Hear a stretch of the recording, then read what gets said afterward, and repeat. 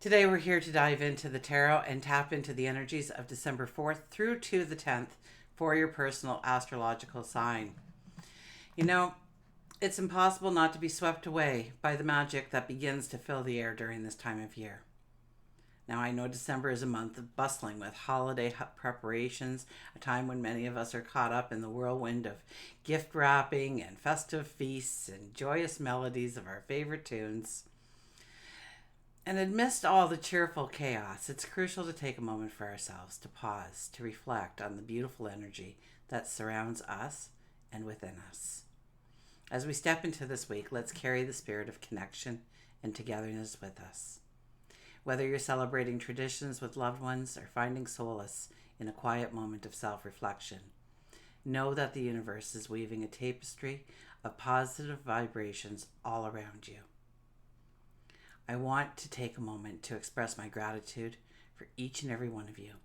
Your presence here is a gift, and together we're creating a community that thrives on positivity and shared wisdom. As we navigate the energies of this week, let's do so with open hearts, mindful spirits, and a genuine appreciation for the present moment. Stick around as we dive into the cosmic currents, guiding us from December 4th through the 10th in your personal sign, your sun, your moon, and rising sign readings. Now, what are those? The sun represents your core identity, the essence of who you are. It's your ego, your self-expression, and the traits that define your personality. The moon sign reflects your emotional nature, your heart, your inner feelings, and how you respond on an emotional level. It's your subconscious self and emotional needs. Your rising sign represents the mask or the persona you present to the world. It's your outward behavior and the way you approach life. And when you blend all three readings together, it becomes a personal reading made just for you. Now, if you're not sure what your moon or rising sign is, I have a free natal chart on my website for you at TillyToday, and I'll leave the information in the box below. Okay, let's get to your reading and see what the cards have in store for us. I'm hoping to share some guidance and, most importantly, help you in raising your energy so we can all spread a little bit more love and light into our days and, of course, this festive season. Welcome, Virgo. This is your weekly focus for December the 4th through to the 10th, 2023. So let's just give the cards a little bit more of a shuffle and a little bit more energy thrown into it. And we will cut the cards and see what they have to tell us. Okay, our shadow card, our underlying energy for the entire week of December 4th through the 10th is the Happily Ever After card. So what a beautiful card. This is about working towards your dreams, your desires, your goals, what you want to manifest, what you want to make tangible in your life going forward. This could even be the big picture, your best life ever. And it's the creation, it's the manifestation of a step towards the big picture this week. So how exciting for you. Now our first card is the Magician. The Magician says you hold the magic. You hold the magic to affirm what you want to bring into your world and then provide the action to make it so. This gives you a sense of magic and it gives you a sense of accomplishment, I hear. So put it out there to your higher self, to your angels, to God, to the universe, of what you want to bring in, what you want to manifest, what you want to make tangible, and then start making the strategy and the plan in order to go forward. Where is Saturn for you? Saturn is in your 7th, so it's about relationships, environments, and bringing in the harmony and the beauty that can exist there. We may be using our words a lot in order to do that. Definitely our imagination. Our next card is the Two of Wands. Once again, we are summoning in what is needed. Now, we are in full moon energy for the entire week. So know that it's a little bit of housekeeping that needs to be done here. We need to clear the area of what we want to bring in. Okay, we need to make space for it, room for it. And then invite it in. Summon in exactly what you want to bring into your world. We have the King of Swords. The King of Swords. I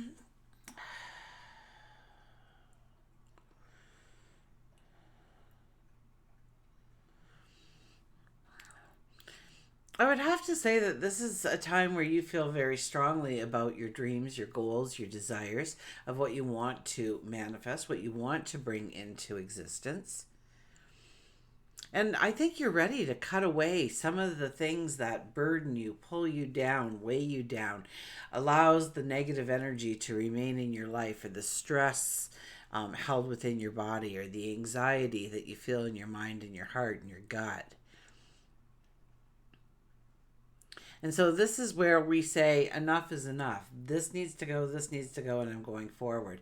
And even if there is not a path available, I think you use that sword to hack a path forward to your happily ever after, to your best life ever, to some of those things that you want to bring into your world.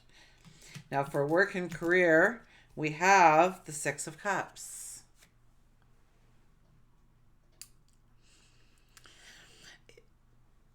You know, this is a card that says somebody told you once upon a time that you couldn't, or you shouldn't, or you mustn't, or you can't. And that simply wasn't true. That was their opinion, and they're entitled to their opinion. But in no way were you to carve that into stone and live the rest of your life according to those words. So this is a time to maybe go back a little bit, okay, where people thought that are told you that you couldn't, maybe be a leader or a boss or do that kind of work or allow your passions to actually earn you an income. And this is where spirit, your higher self, the universe is trying to impress on you that this path has always been meant for you, that you are perfect for it. That's why you keep getting called towards it. So understand where that fear, that anxiety, where that thought of you shouldn't or you couldn't or you mustn't comes into play. And, right now we have Venus that's just gone into Scorpio. And so the things that we really desire in our life, we have a passion for, a burning desire for, these kinds of things, we will dig deep to understand how to step into those experiences, how to bring them to life. For love and relationships, we have the Ten of Pentacles. Venus is in your third house, so what are you imagining for your happily ever after when it comes to your relationships?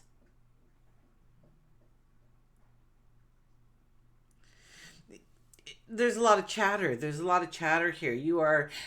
When you are feeling connected to somebody, when it comes to love and loving people, it's about talking about the manifestation of dreams, of possibilities, of new adventures, of stepping into new adventures, expanding maybe your knowledge, your wisdom in some way, in some form that moves you forward, that drives you towards that success that you want. It could be in a relationship, it could be your health and well-being, whatever it is for you. Maybe it's stature in the community, maybe it's that job promotion, maybe it's getting that business that you started to the next level. But whatever it is, one, you need partnership, so you need help, you need support. So ask for it and accept it when it shows up. And you also have to go within and understand the magic that you have within you. Okay? Your personality, the unique you, your charisma, your charm, your love, your empathy. And bring it out and stop hiding that under a bucket. And embracing it and allowing other people to embrace the unique you.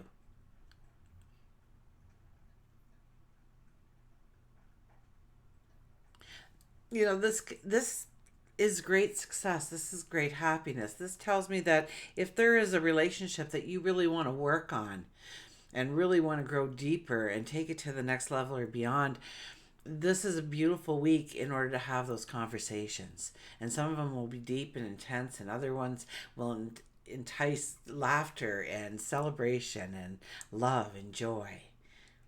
I think your voice does all those things. It brings all those things into play this week for you. Definitely in your relationships as well.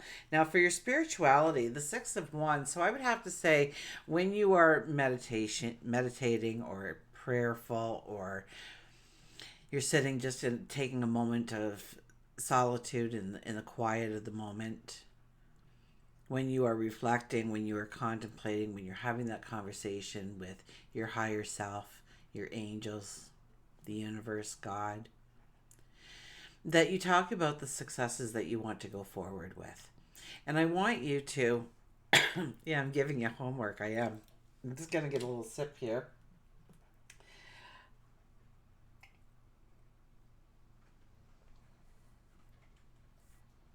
Now think of the travel, think of the vacation. There we go. Okay. I want you to list 5 things that you have been successful at and how that applies to the path that you want to go forward into. So I want you to sit back and I want you to ask yourself, what 5 great accomplishments have I had so far that I can put towards my dream going forward? Maybe you have a business and you want to take it to the next level. Let's use that as an example, but it could be anything here.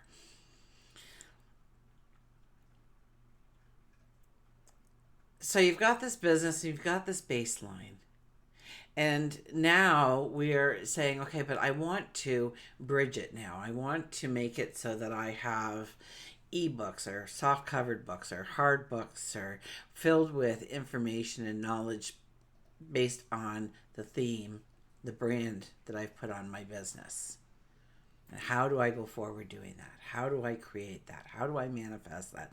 And start playing it in your mind, but also asking for the answers, asking for the divine guidance. And things will come out of, you'll have a conversation with somebody and they'll say something, or you'll read something, you'll be watching a movie or a commercial and you'll be like, "Oh my goodness, that's it." So allow the frequencies to come in, allow the vibrations to come in, allow the little clues and hints, the little drops that they leave, so that you follow the path, right? Those little stones they leave, along the way. Little golden nuggets. Let's have them leave us golden nuggets, right? So we're actually gaining abundance with every step. How about that?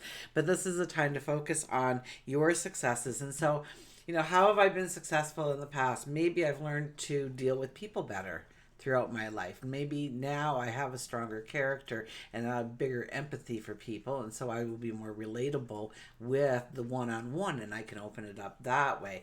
Or maybe I just took that course in writing, and now I'm more capable of writing a book in order to enhance what I already offer to people.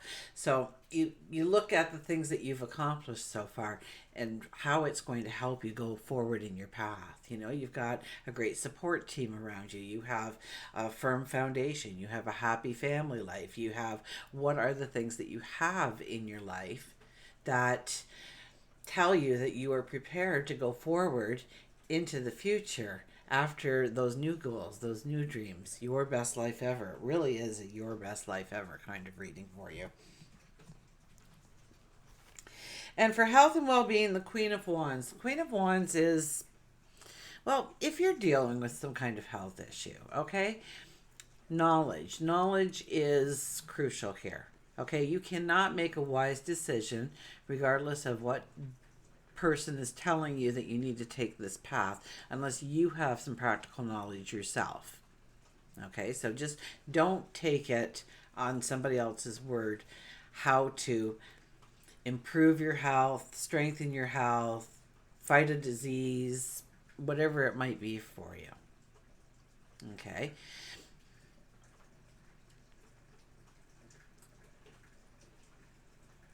Second opinions. Get some information, ask some questions, go to the doctors with a list of questions that you want answered before you take the next step, before you say yes to this or no to that.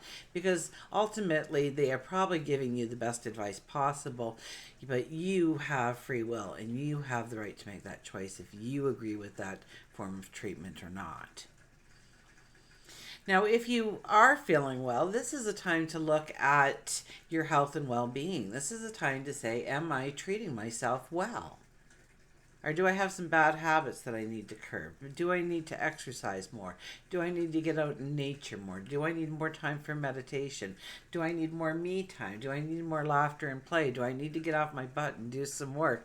And understand, and she's like the judge and jury. If we actually do our homework, we actually look at the knowledge of the steps we take towards our health and well-being, we make the right decisions the first time around. We never look over our shoulder and say, I wonder if I should have done this, or I wonder if I should have listened to that.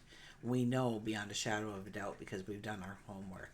And so whether you are feeling great, then figure out how to stay feeling great. And if you are going through something right now, then gain your knowledge from different sources, okay? And then take what you value or what you feel is of value towards your situation, your own personal situation. We know ourselves better than anybody else, so we need a voice in how to take care of ourselves going forward. Absolutely. Okay, now I have pulled out the Circle of Doors Tarot deck. Now I did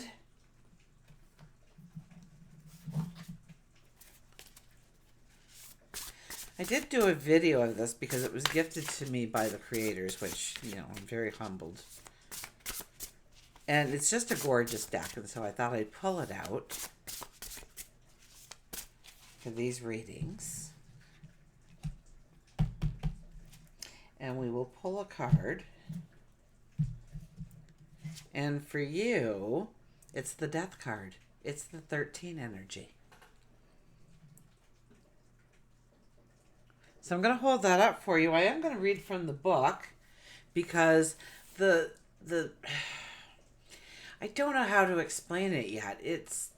They've taken the meanings of the tarot, but they've applied it in a deeper sense, if that makes sense. Anyways, I'll read it to you.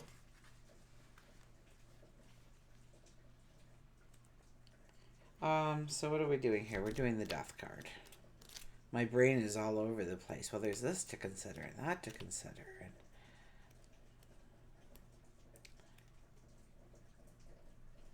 Okay, somehow I'm just not finding it here. It's the 13th card. 12, Justice. Okay, I wasn't going the right way.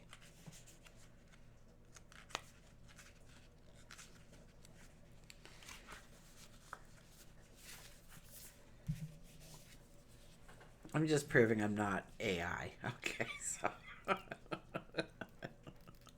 okay, so I'm gonna read through it. So first, there's kind of like a quote, kind of like a poem sometimes down here, written in bold underneath the picture itself, the card itself.